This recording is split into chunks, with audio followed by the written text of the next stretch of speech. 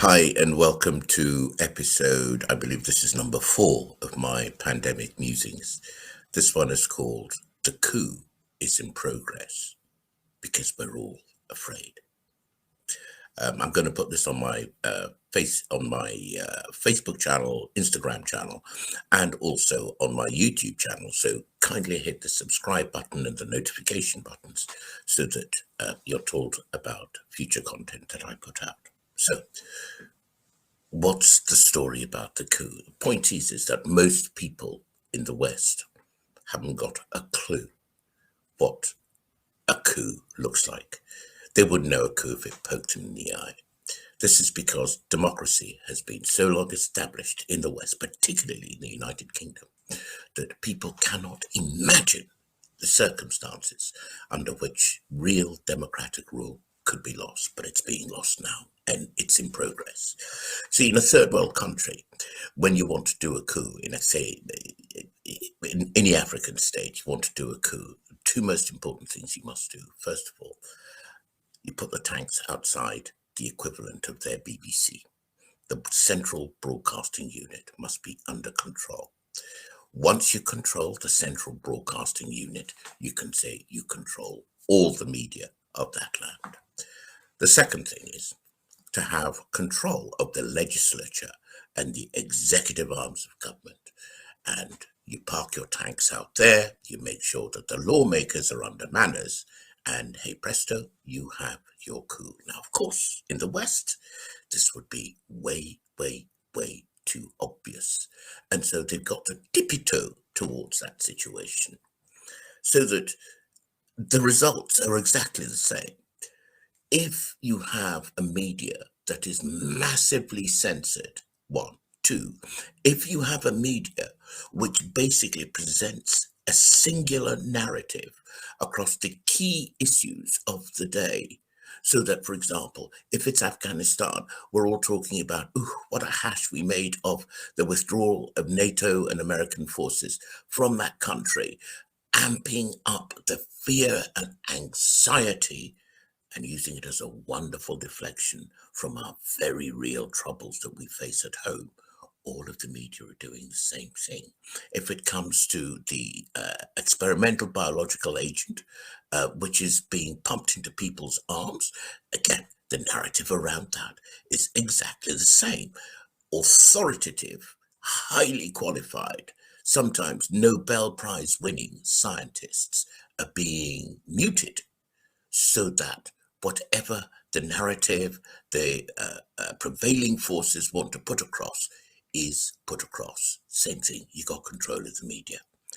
Then when it comes to the arms of government, so in Britain you can't park a couple of chieftain tanks outside of Parliament and say you've got a hold of Parliament.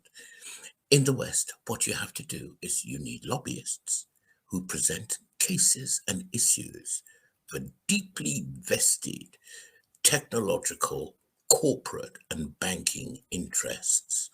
These people then influence all of the policy making that's being done in their interest and rely on the politicians to sell it to we the public as the matter which will solve our problems. Well, anybody with half an eye can see that over the last 18 months, large pharmaceutical interests backed by hugely wealthy so-called philanthropists are really the puppet masters behind our politicians, who in actual fact are just basically dancing to their tune. So this is why I say a coup is going on. And the ultimate kind of bridged across is when fundamental principles, which have been cornerstones of our liberty and our way of life in the West, are threatened by our new circumstances. By the way, when you do a coup, say in an African state, the initial act may be somewhat illegal. And so once you're in power and you've got the seats of government under control, you just change the laws to legalize everything that you have done. And this, in the United Kingdom, is where we're coming to. idea of bodily sovereignty and informed consent gives every free-born person the right to choose to be medicated or not. That was established under the Nuremberg trials in 1945 at the end of the First World War. Those who broke this code were hanged. And so there is an argument which says that there are many people now who are lining themselves up for really serious legal action if the policies that are being followed now are carried through, i.e. breaking the Nuremberg Code. So, how have we come to this situation? If we've come to this situation, it seems to me, basically through a wonderfully orchestrated process of divide and rule. The thing about any coup is that it takes years in the plotting and the planning and a relatively short time in the execution. So what is happening now has been plotted and planned, it seems to me, for decades. You have a situation in which, say, in the United Kingdom, the middle classes and the working classes have been fairly effectively divided. You have a situation in which the idea of white privilege and racial supremacism has been very subtly placed within our cultural conscience, such that the laws that we follow, though on the surface quite liberal, still produce incredibly unequal outcomes. And what is curious is that right-thinking, liberal-minded people of the different ethnic tribes won't speak up unless they are the victims of the current arrangements. Of course, that would mean people of European origin. And it is extraordinary how there's a lot of virtue signaling that's going on, but actually the difference in terms of racial discrimination and racial supremacism and xenophobia has hardly changed over the years. Then there's a question of cultural degradation. One of the things that I note and makes some of the social media that we have at the moment more and more difficult to use is how trivial the communication on it has become. Either it's a huge bun fight with opposing sides taking very binary positions on a particular issue and having a huge kind of fight with each other so that very few people learn what the real issues actually are, or the platforms that we communicate on themselves are designed to encourage trivial communication. For example, there's the TikTok app, which does everything in a very short period of time. Now, in that period of time, you can only get a very simple, very punchy message out, completely void of nuance. And yet, our world is so interconnected, so complicated, that everything requires a lengthy discussion. And what this has done over the years is that it's literally reduced the attention span of humanity to that of a gnat. So anything that requires real comprehension, real study, is pushed away and scrolled past because you want to get to the quick 2-minute meme, which will either make you guffaw or rage with anger, or go, yes, right, this is exactly what I'm thinking, and so on. But no learning takes place. No personal human growth or development takes place under those circumstances. Now, this has consequences because the biggest challenge we have apparently in the world at the moment is this pandemic, which is causing people, I'm getting people trying to get in touch with me here, which is absolutely wonderful. So I'm going to turn that off right now. And I'm sorry for the interruption that's created in the broadcast. But there we are. So I can continue now. Um, so what it's done is that a lot of the material that's coming through is based on biochemistry and genetic science. This is a highly technical, very specialized area. To understand the issues that are being ventilated by world experts, people with 20 and 30 years experience and profound study of these subjects, they can trot it off in 30 minutes. But the listener needs to sometimes listen to their videos, their podcasts and so on, two, sometimes even three times. But if you do persevere in that way, you very quickly come to understand that actually, no, it's not rocket science. But you have to get past that trigger of being able to focus on something for longer than 2 minutes or 3 minutes in a TikTok meme. So there we are.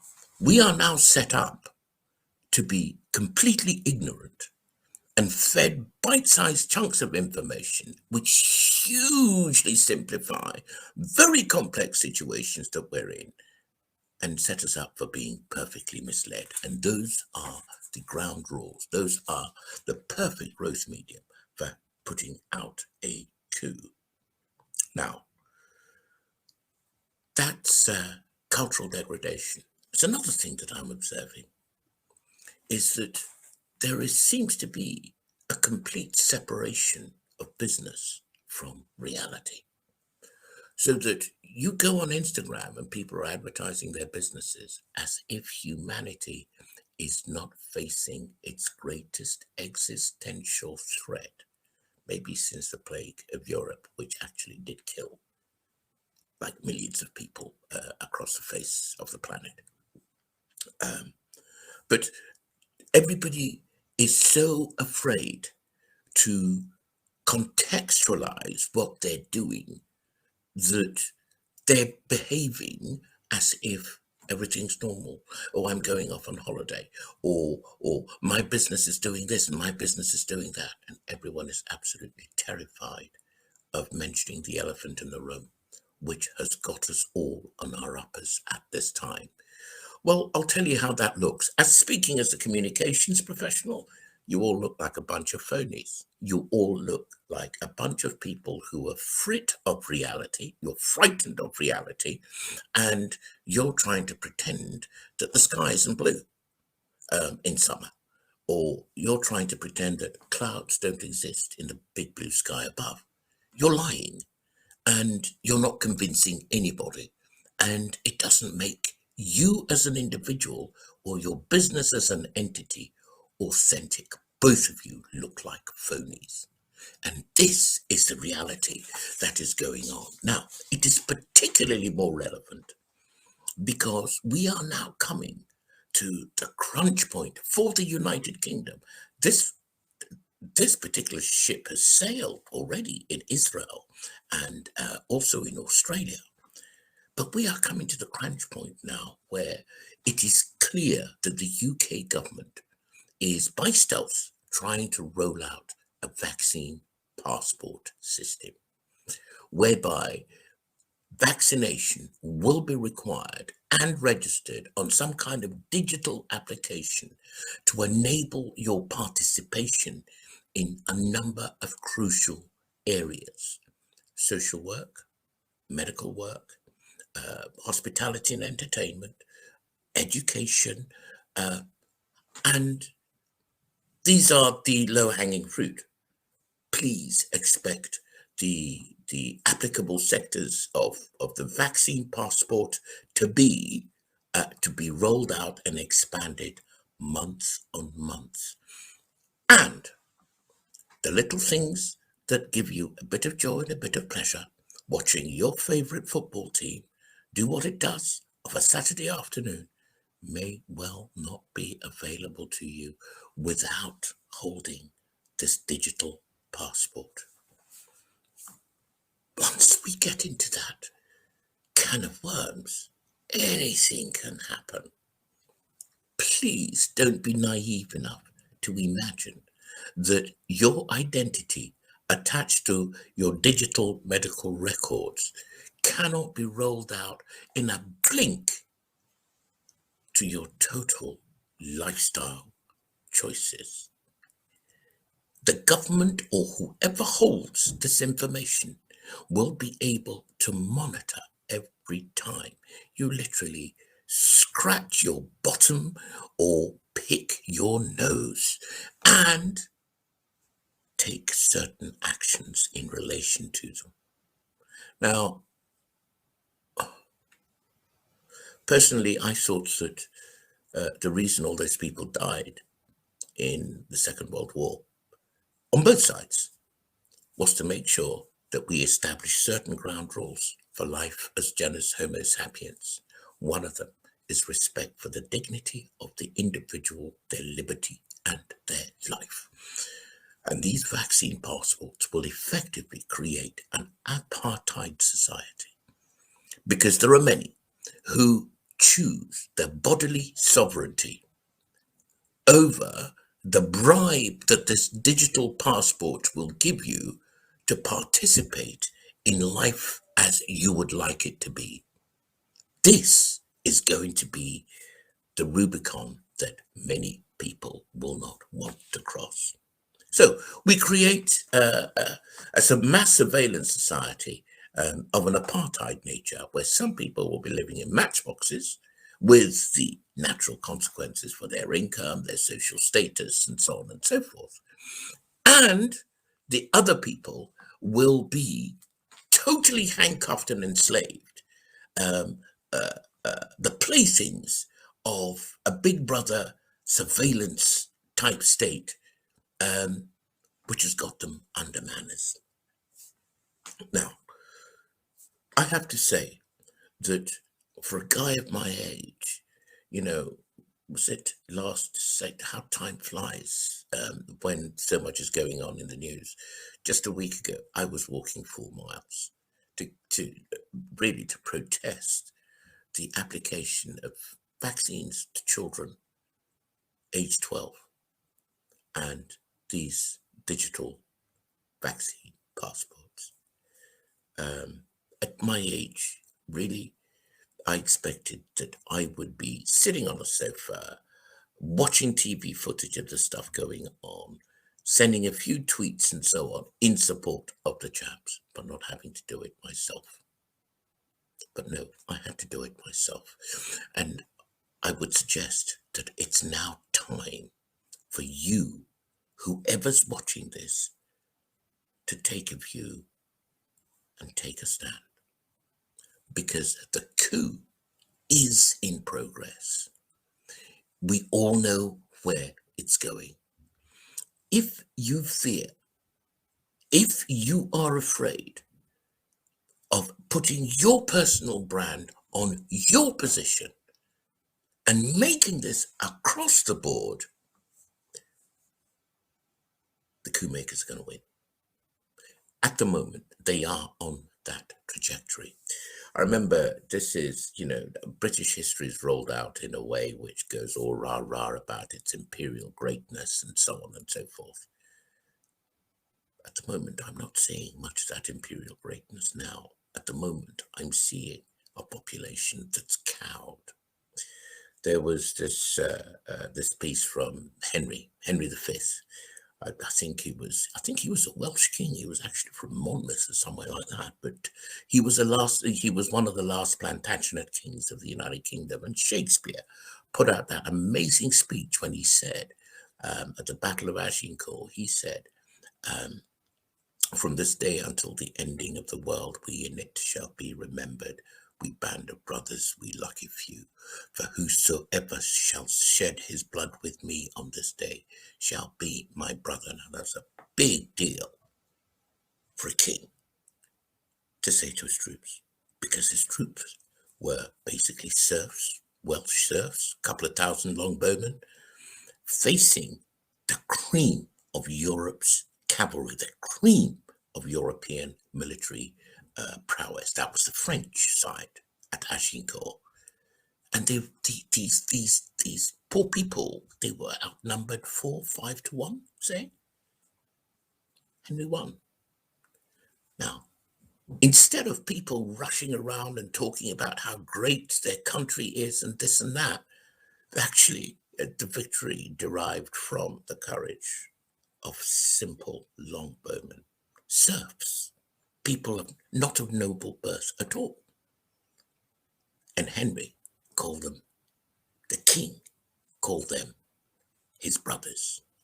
And so this is what is actually required. People now need to actually own their culture, own their brand, own their identity, and stop wanting to rush around the world talking about what a great example you're setting, and then actually allowing this coup to take place in broad daylight.